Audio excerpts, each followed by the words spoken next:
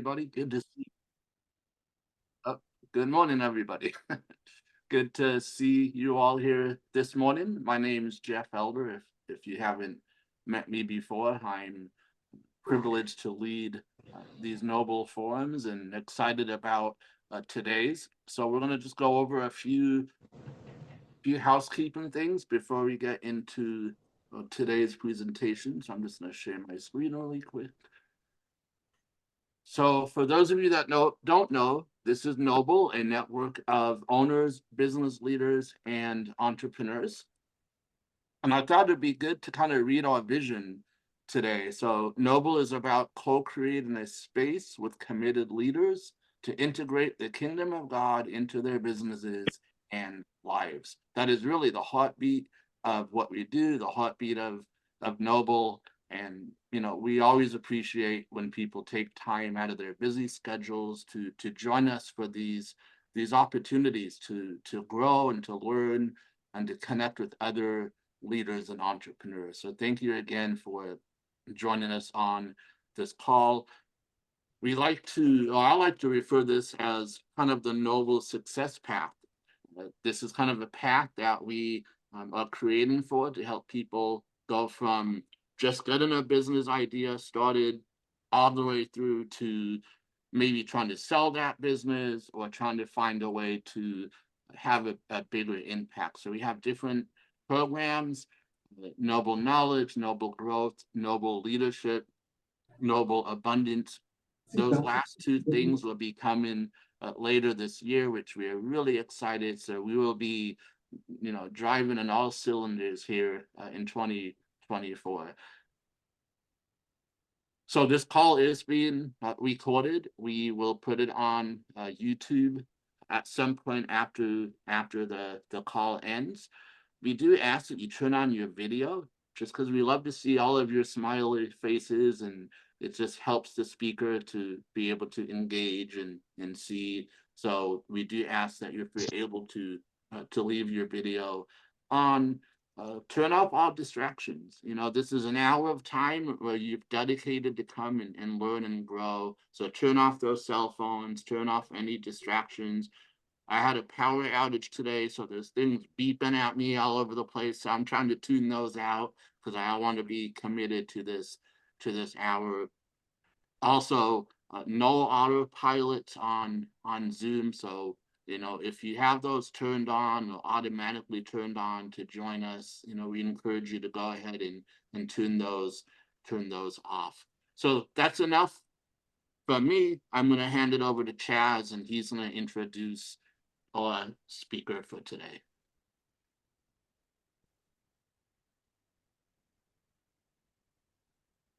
You're muted. You're muted, Chaz. Great turnout today. Thank you so much. Welcome, everybody.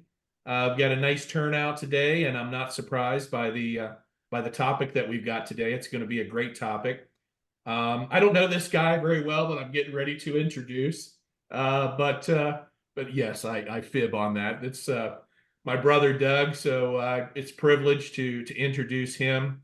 It's been awesome over the last so many years that we get to do business together. Doug was entrepreneurial before I was entrepreneurial, and so I've had a chance to learn from him as I saw him start businesses and get additional ones going and having great success and great growth with those. And now I've been following him, even though I'm the older brother. Now I've got multiple businesses that I work with, but he just does a fantastic job of helping business people with the administrative and technology and really how to help run your businesses at a higher level, and using the tools and the knowledge that's out there to help really come in and build a better business.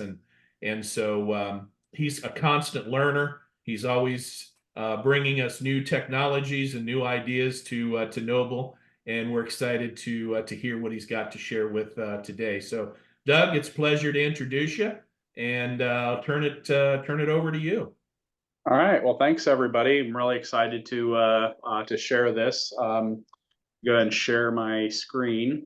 Now, unfortunately, Zoom is doing this weird thing where when I'm sharing, it's no longer allowing me to see you guys. So feel free to just kind of speak up if you have any questions along the way. Unfortunately, I'm not going to see any raised hands or anything like that. But so today we're going to be talking about living a continuous improvement mindset.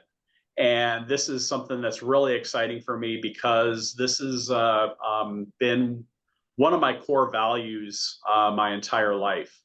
And how I want to kind of connect and relate to this to everybody, if you can close your eyes, so everybody on the call, just kind of close your eyes and think about the last time you felt overwhelmed because there's just not enough hours in the day, or let's say feel like there's just not enough resources that are available to either get things done or to build or buy things, or people, or maybe just some excess anxiety and worry that you're having, any of those types of things. I want to share with you today, if I can have you take away just one thing, is if I told you that if you would just focus on improving something for just 2 seconds a day, how that can completely transform not only your business, but also your personal life, and even impact your faith. All I'm asking for is just 2 seconds a day of continuous improvement. And I think what you're going to find out is that if just that little bit of focus, that it is such a low bar that you're actually going to find that you're going to have ideas around how to give that's going to be something that's going to give you 2 hours more of your time or of your resources, and how this can actually grow exponentially in your life. So a little bit of the history and how I came to discover the continuous improvement mindset. So continuous improvement, as I said, that's been something that I have really has been a core value, has been something that has really been a big part of my life, my entire life. One of the things that many of you know, but to share, is that I'm dyslexic. And it actually did not get discovered until I was in college. And so dyslexia is oftentimes thought of as a learning disability. And the reason why I didn't get caught in school was because it was something that I was very ashamed of. Like, I had trouble reading, I had trouble doing a lot of the same things that were expected when I was going through school. And so I had to basically figure out how to learn differently than other people in the class, because the tools that they were teaching me on how to learn just weren't quite working for me. So from a very, very early age, I always had this innate ability of trying to continuously improve and find ways of improving just to kind of survive.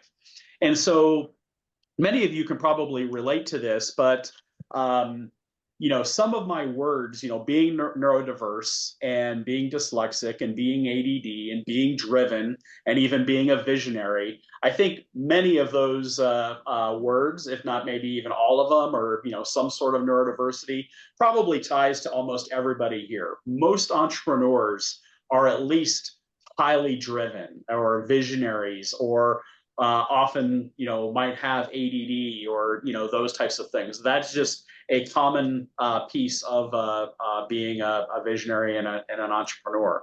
And some of the benefits from that, and what probably a lot of people, and where you can relate to this in your own life, is that people would probably call you out of the box thinkers, or problem solvers, or spontaneous, or very domineering in kind of some of your ideas and being able to influence others on those ideas. Or maybe you're really good at big relationships, or a great evangelist of your products or ideas.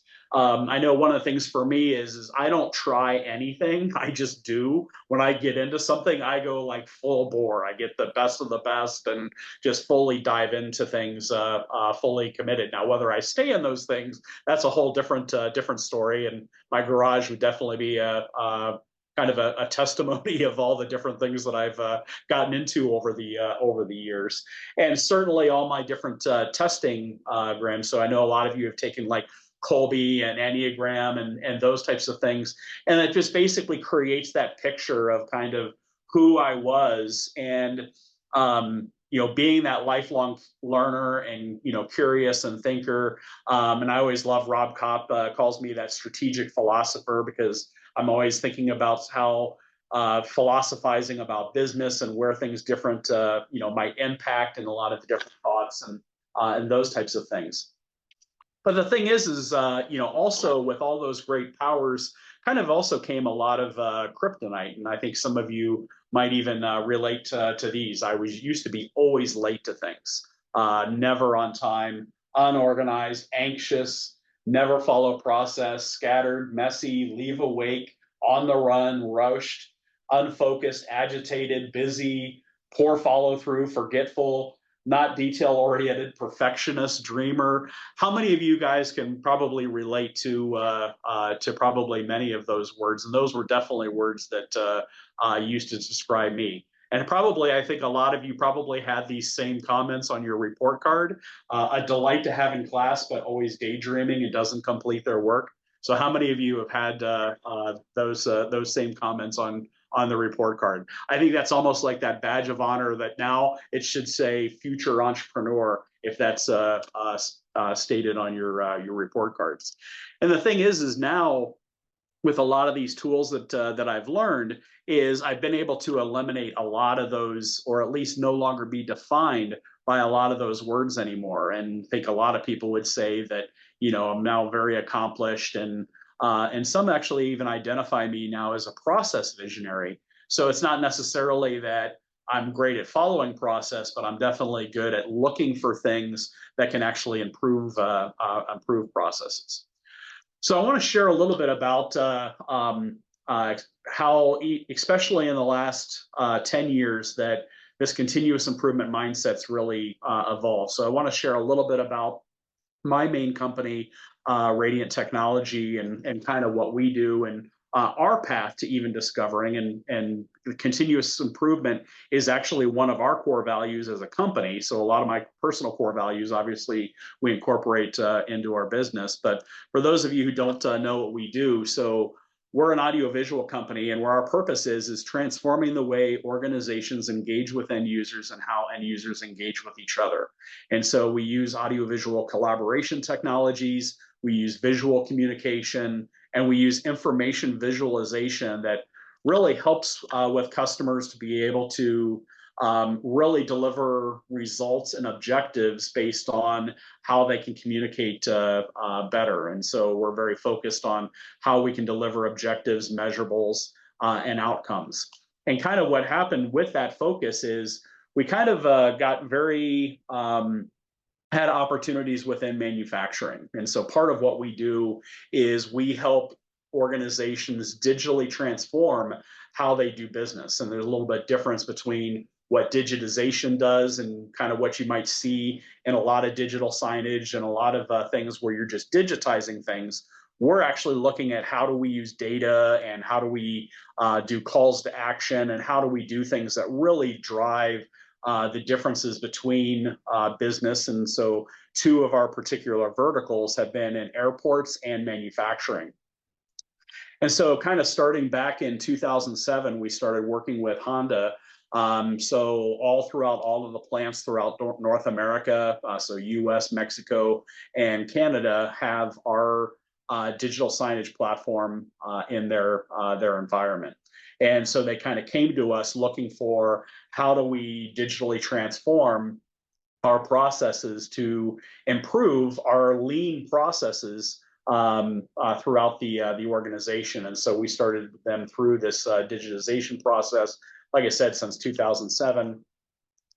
And then even in 2009, just a couple of years, because after that, based on our success with Honda, we also then picked up Steris Corporation. So Steris is a Fortune 100 company up out of by Cleveland, Ohio, and you probably will see their stuff kind of scattered out throughout the medical industry. So they make sanitizers. They also make equipment for operating rooms and that kind of thing. And so where we've been able to digitize again their lean experience. And so what's interesting is we started working with them, like I said, Honda in 2007, then in 2009. And it probably wasn't until about 2015 where I was like, I probably should learn a little bit more about this whole lean continuous improvement mindset, because we were actually supporting customers, but we didn't really know a whole lot about lean. So then I started diving in and learning a lot more with lean through joining an organization called the AME, which is the Association of Manufacturing Excellence, and started learning a lot more about what lean actually is. And what I discovered is originally I thought that lean was just about how to lower cost and eliminate waste, and it was just something to make an impact to the bottom line. And what I realized is it was so much more, and not just something that what I discovered that it was great for manufacturing. It actually applies to all businesses. And what you're actually seeing is hospitals are using lean, government. You probably might have heard of like Six Sigma and even various elements of lean that are basically being used in all different areas. And what I found is that a lot of these principles actually even tied to our business. And so we use a lot of lean tools within our business. And then what I discovered is man, this actually can really impact my personal life and has really made an impact there. So what is lean continuous improvement? So just to kind of give you a high level of what lean is, actually dates all the way back to 1850, but I'm not going to give you the long boring history of lean. I'm just going to point out one part of history of lean that's really interesting, and where a lot of people really associate lean is with Toyota. And so everybody can probably think about Toyota and how they've been one of the biggest auto manufacturers. In fact, there was a period of time where they were the biggest until they started having some bad airbag problems and stuff like that. And maybe not they're quite the biggest anymore, but still a dominant powerhouse. And what a lot of people don't realize is if you actually think about Toyota back in the day, even back in the 1970s and early 80s, you heard of like the rice rockets and stuff like that, the disparaging things about Japanese auto manufacturing. Lean was actually developed out of a crisis. Toyota was almost completely out of business. They had rich competition. They were trying to get into the international market, and the problem was most of the market just saw what they were building was kind of junk, and the quality wasn't quite there, and they were literally on the verge of a bankruptcy. And so they actually discovered lean from Eli Whitley and started implementing what they called the Toyota production system. And the key thing out of it, I'm not going to get too deep into it, but the key thing out of it is what they built was more centered around rather than just focusing on bottom line and cost, came to more about culture and continuous improvement and respect for people. And so that's why even today, companies like Honda and Toyota and a lot of big manufacturers that follow lean principles actually have amazing cultures. And we can probably know, because of Honda right in our backyard, we probably all know people who have worked at Honda for a long time. Even if they look at I think the average turnover for employees at Toyota and Honda are like 0.02, which is super, super low. Toyota actually takes it as a huge issue if that number actually grows bigger than 0.02 as an issue, because it is more about culture and mindset. So what is lean manufacturing? So lean is a business model that seeks to deliver high quality products or services as efficiently as possible. Lean is eliminating waste wherever possible. And then expanding capacity by shortening cycle times and reducing cost. So basically, it's how do we become more efficient and reduce cost, and also through increasing quality. But one of the most important things, and you'll see this as a recurring theme in this presentation, is lean is also understanding who the customer is and what is important to them. And so we'll kind of put a pin in that, but that's probably one of the most important things that we'll get is lean is very focused on what is the customer willing to pay for, what is actually important to them. So lean, like I said, is a mindset. It's knowing what value looks like to your best customer, search tirelessly and fearlessly for waste, remain open to change and processes to improve efficiency, produce what the customer has ordered by implementing a just-in-time production, and improve quality and eliminate waste as a continuous effort. So what is value to a customer? And so basically value to a customer are the things that a customer is willing to pay for. I'm sure we've all noticed the best example that I can always think of is a cell phone bill. You ever look at your cell phone bill and you see all these extra charges that they put on there, and then you get so angry at looking at it. It's like, what am I paying for this? And what am I paying for that? And it's just like, I just want a cell phone. I just want to be able to make calls and, do all the things. And I don't need all these extra taxes and fees and those types of things, because those are things that you're basically not interested in paying for. And so with any business, you want to focus on what is the customer actually willing to pay for? What is the value that they're looking for there? So within that, we want to know what is value to the customer and what they're willing to pay for. And through that, it's know and be able to identify the unnecessary waste, prioritize the biggest areas where waste can be removed, test the hypothesis and eliminate their waste, document results, sustain and standardize, and deliver higher quality and value to the customer. And so this theme around eliminating waste, so that way we can provide better quality and value to the customer. One of the things that we have to do is identify that there's actually kind of two different kinds of waste. There is necessary and unnecessary waste. So for instance, if let's say you're running your business and you have to buy toilet paper for your bathrooms, because obviously everybody in your organization needs to occasionally need some toilet paper every day. Now you can't put a line item on your invoice of whatever widget that you're trying to sell a customer. You can't put widget and then put underneath that cleaning supplies and toilet paper and internet access and accounting system and all of those costs that are associated with doing business. Those are things that you have to have, but they're still waste, because anything that a customer is not willing to actually pay for is actually technically considered waste. So therefore, we want to identify, well, what is truly necessary waste? What are the things that we have to have versus what's actually unnecessary? And so one of my ahas from this, before we start getting into what are those actually waste, is that the customer is not always the external customer. And so as you guys start hiring internal people and let's say, engaging with even your friends and community, that your customer can also be internally.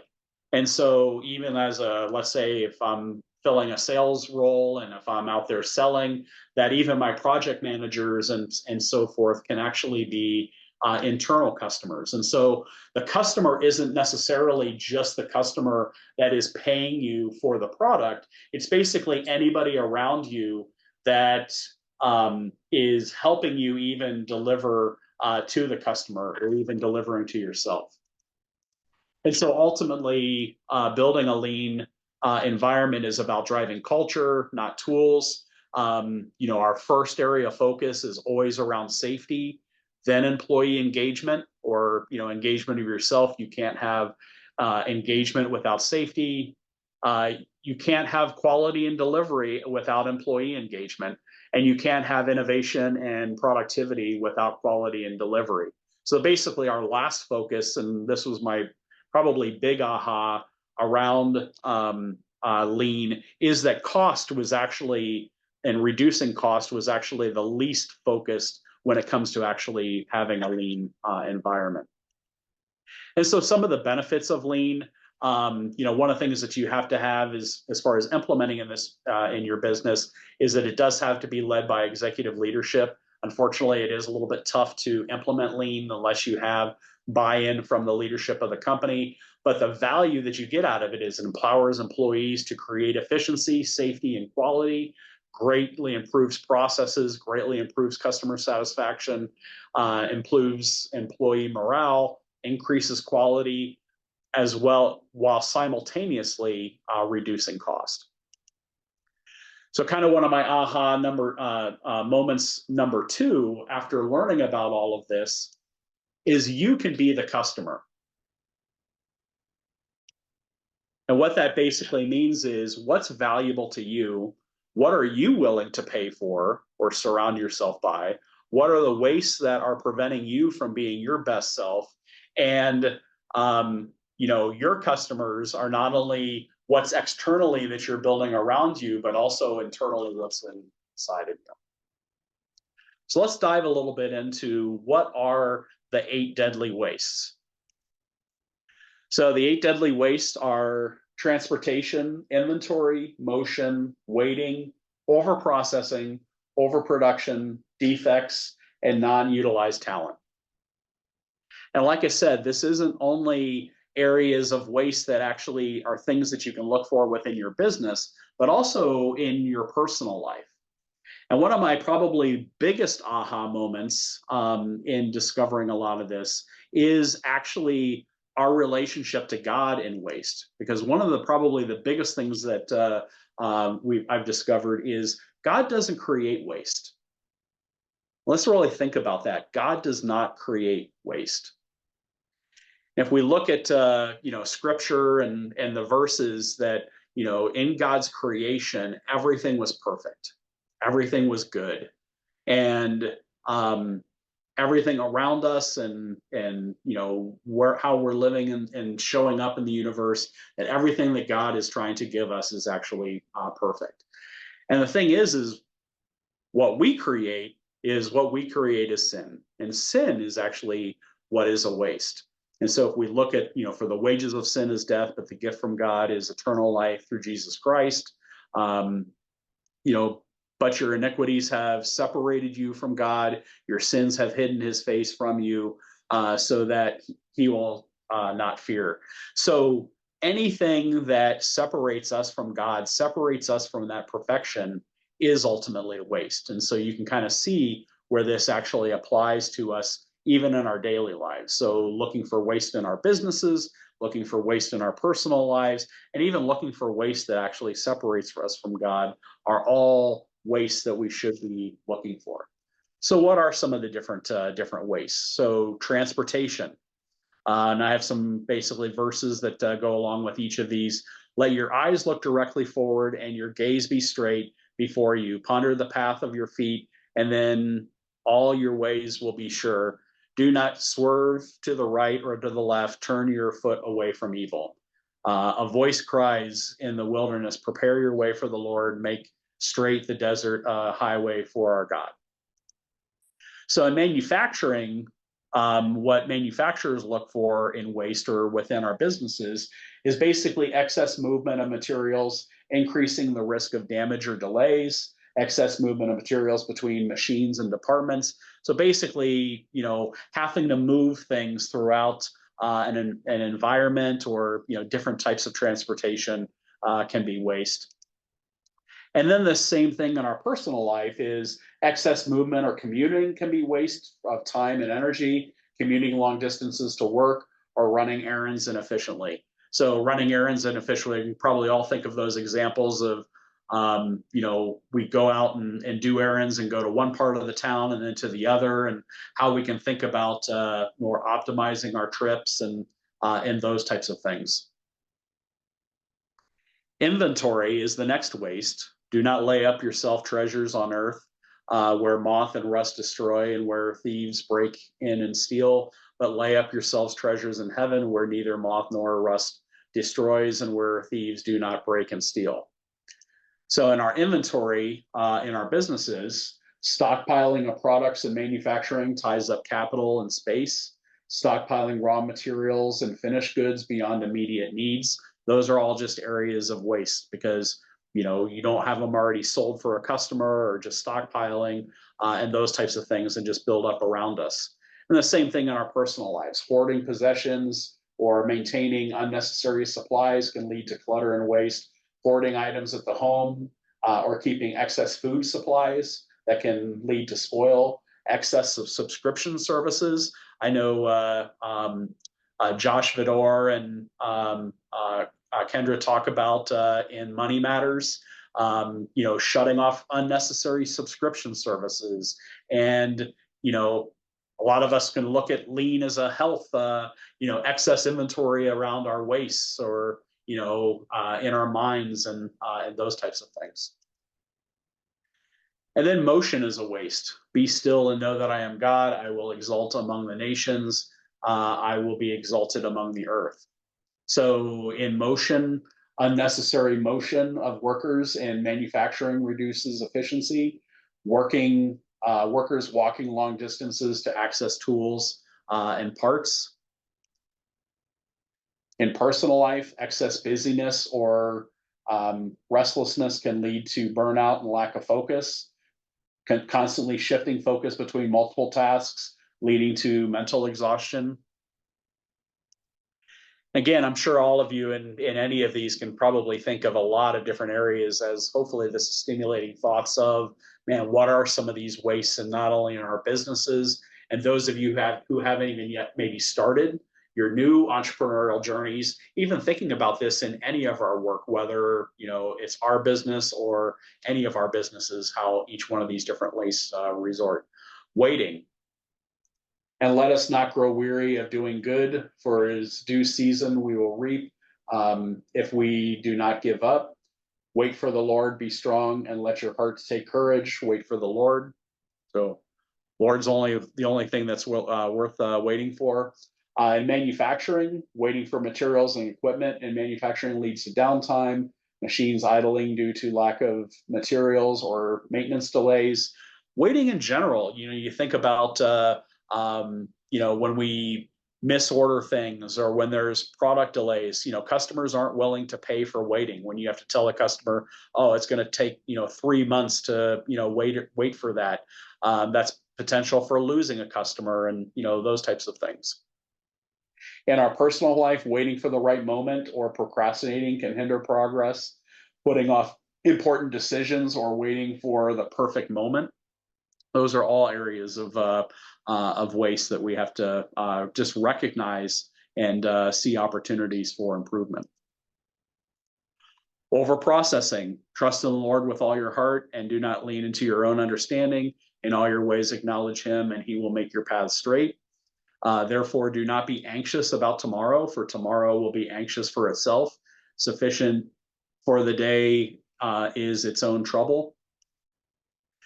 So over-processing in work, adding more features or processing steps than required adds cost and complexity. We actually call this gold plating.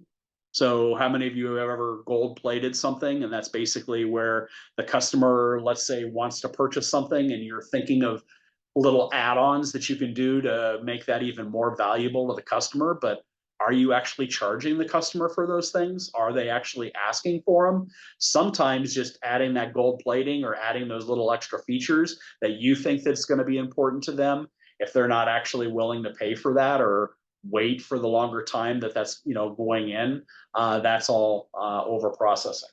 Adding unnecessary features or products to customers that do not add value. In our personal lives, overthinking or overcomplicating matters can lead to stress. Spending excess time and effort on minor details that do not sufficiently impact outcomes.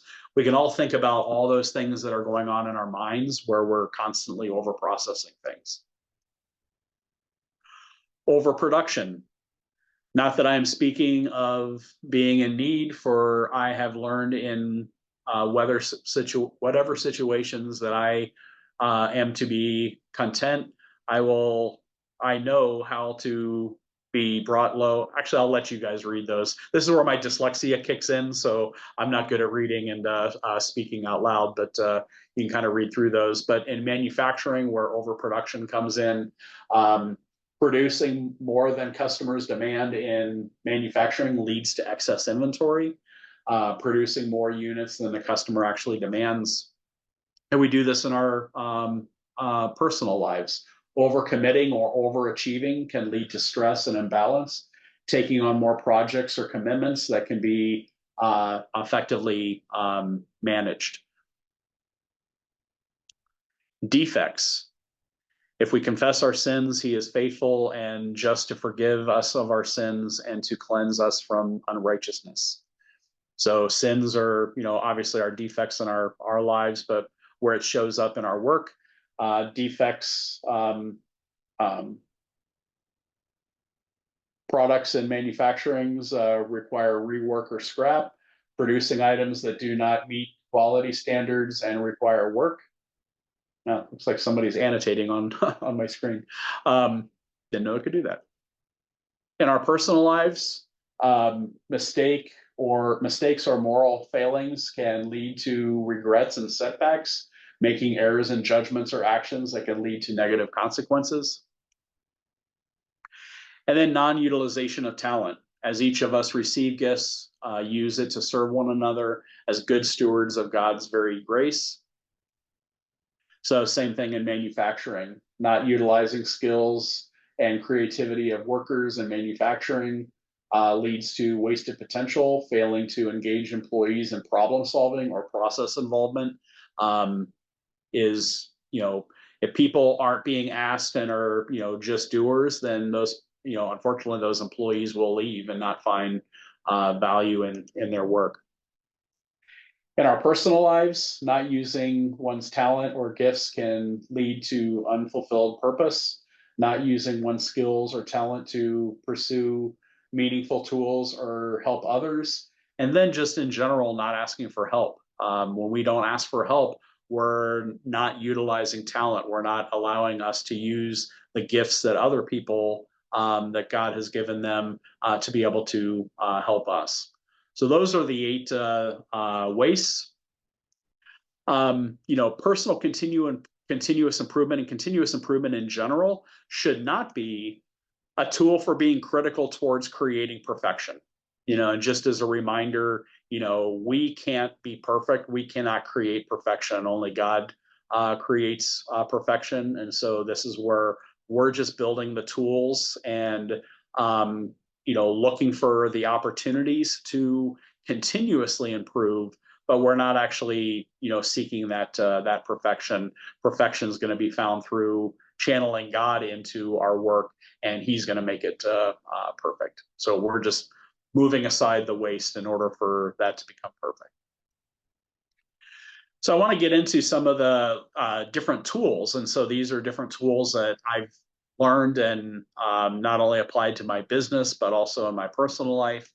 As I mentioned, 2 Second Lean.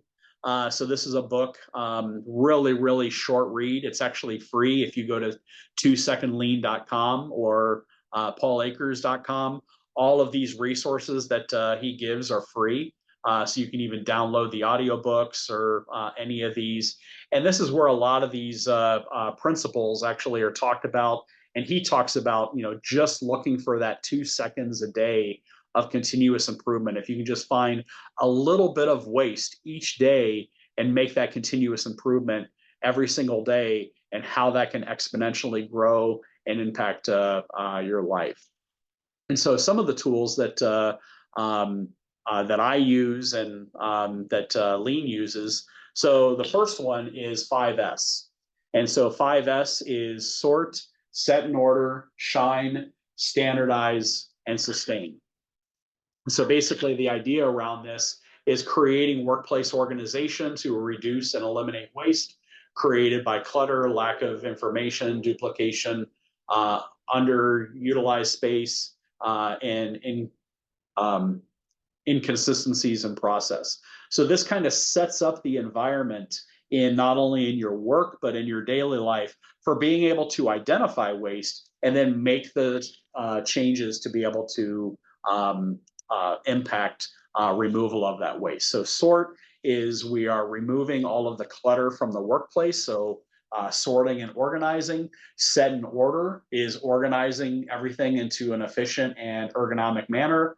Shine is cleaning up the entire area, removing all the dirt and those types of things. And then we get into, once we start doing that and identifying the waste and improving it, that then we can start standardizing. So ensuring new standard ways of working and to improve the first three stages. And then sustain is ensuring that those principles actually get integrated into the culture. And so where this kind of impacts in our daily lives, so right around the same time that I was learning about lean, I think many of you have probably seen that video that's posted around social media a number of years ago about the admiral who talks about making your bed.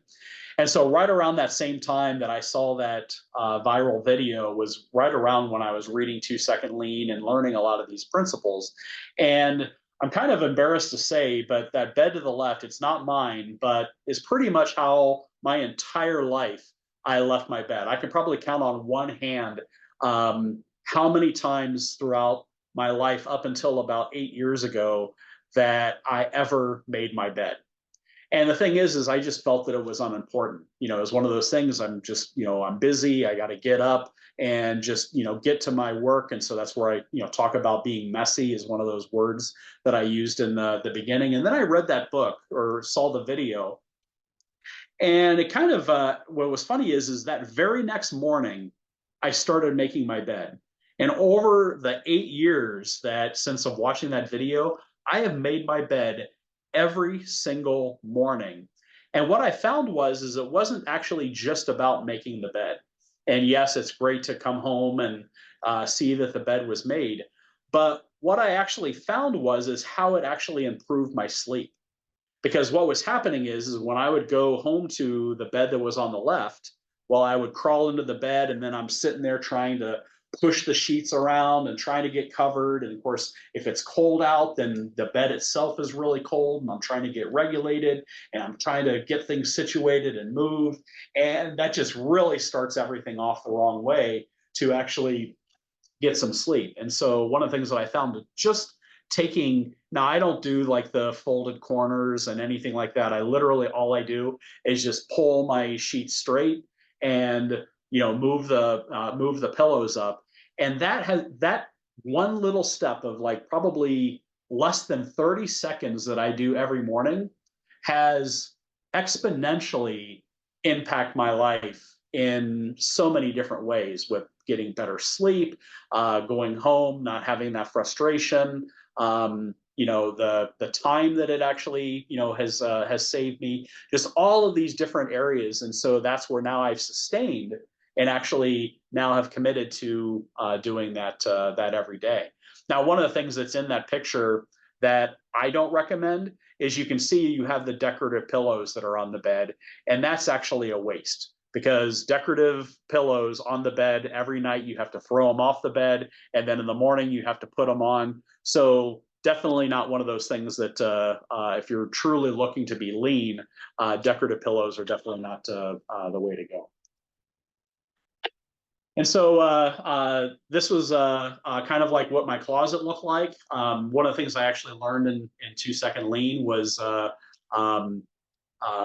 that just having the way I was organized in my closet. I used to love my suits. So I have a ton of suits, but I hardly ever wear them anymore. But I always liked having the suits in the front half of my closet because I just like the looks of them. And then I'd have my shirts buried in the back. So I'd have to take about 10 extra steps every single day to go and find my shirts. And then the other thing that I discovered was I didn't have a very bright light in the closet. So I'd walk all the way outside the closet, look at the shirt, and then have to walk all the way back inside each time.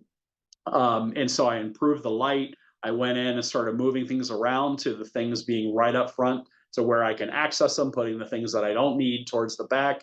And just those few things every day, again, reduces stress, allows me to prepare better for the day, and so forth. Now, unfortunately, we're running out of time, but I was going to show you a cool video that even talks about how this guy who created in his desk, and I can definitely share that some other time. But 5S'ing also can apply to your mind and spirit, thinking about meditation and prayer.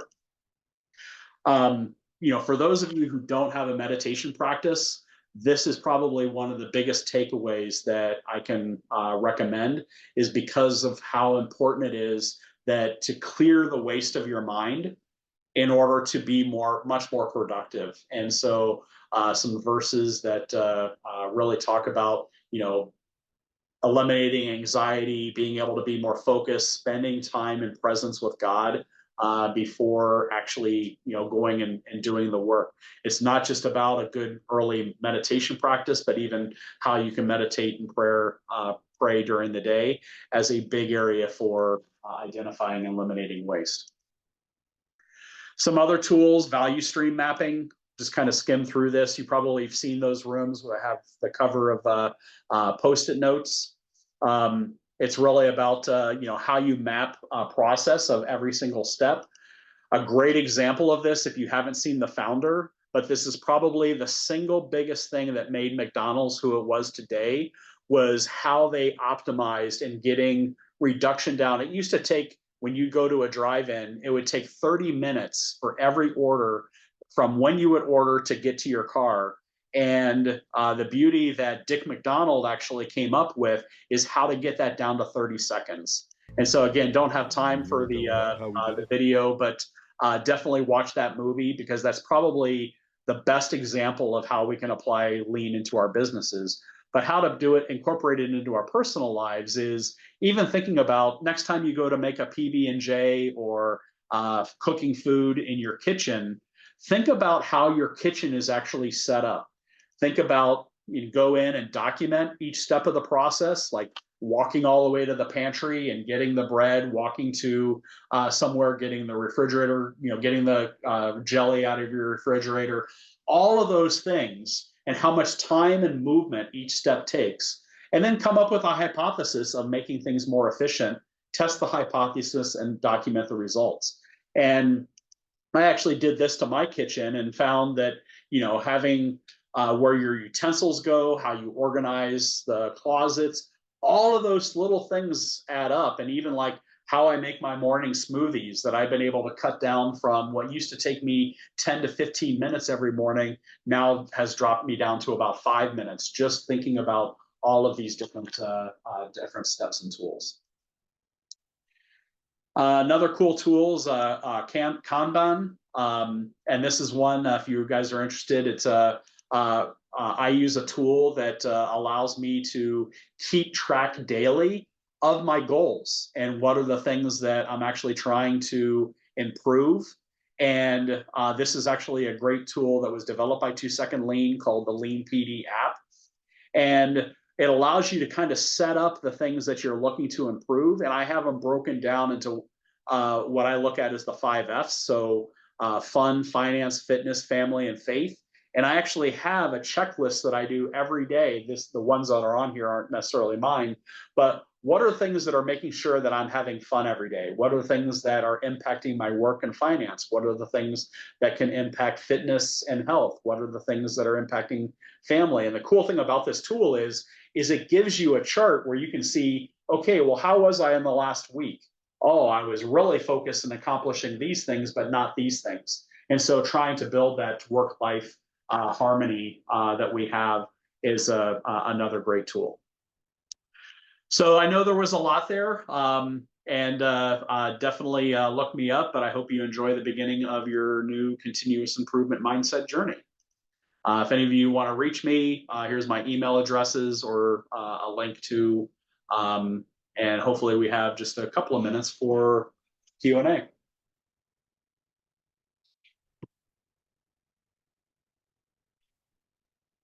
Now I can see you guys again. It's really weird presenting, not being able to see my audience. Fantastic job, Doug. I certainly learned some. I've done a better job of making my bed, but my closet isn't there yet. So we're a lot alike in that regard. Does anybody have any questions? I have a question. Is lean an acronym, or where does that word come from? Yeah, no, it's, I mean, like lean meat, like just removing the fat, removing the waste. Okay. Hi, I must say your aha moments were more like ouch moments to me, but this is like really good. Have you always been able to think like, it sounds like you almost have to be compartmentalized the way you think, as far as setting the order and that? Yeah, and that's, I mean, the first piece is just to be able to observe. So knowing what the wastes are. A lot of my employees that I take through this, I try to get them to memorize the 8 wastes. So just then they're able to just see it. And then when you see that, and it's like, okay, how much impact is that waste having on my life or my business or those types of things? And then that's where you just start thinking about, okay, how do I slowly start trimming some of that fat away, and making those improvements. Okay. Thank you. Okay, hello. Yeah. Okay, Hey, Doug, how are you today? good. How are you? Yeah, this is Olatunji. I must say I've been blown away. It's like you were just downloading those stuffs and non-stop, just like press the auto button and we're just downloading and it was flowing. That was a very good one. I think you have to do the next tech talk somewhere. This presentation deserves to be on tech talk. That's a good one. Thanks. I must say that listening to you actually flashed my mind back to about 10 years ago when I attended a training on continuous improvements. It was like I was back to a business school.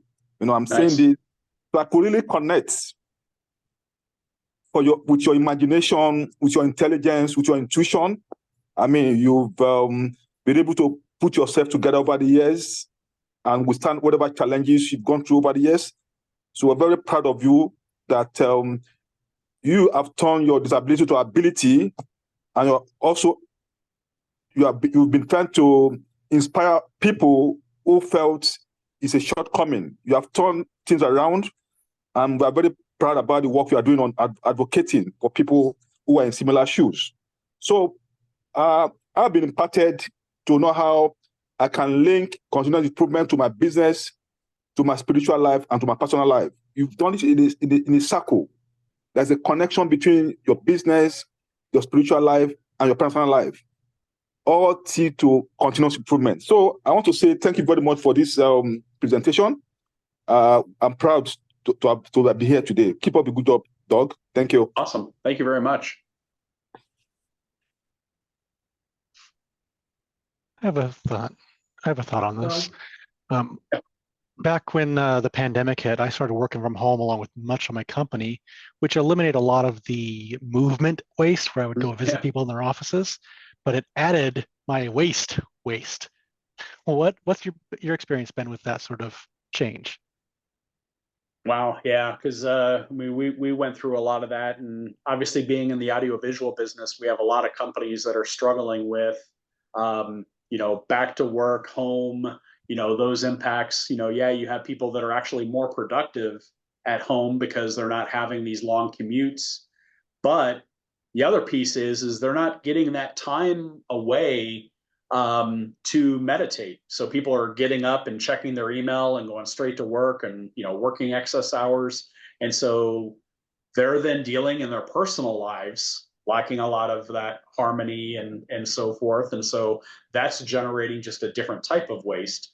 And then obviously within our office environments, we have the waste from pandemic of a lot of excess space and those types of things. So the key is just identifying those areas of waste and how wasteful are they, and then picking the most waste. So the most significant thing is it employees that just aren't as creative or stressed out because they are working from home, and creating then tools of helping them with that, or how to better utilize space and so forth in the office. So it's all about looking for not just identifying the waste, but what are the biggest wastes and then just tackling them, one at a time. So let's focus on the biggest ones that can make the biggest impact and chipping away at that. And if you have multiple employees, you can obviously have multiple people chipping away at the different waste.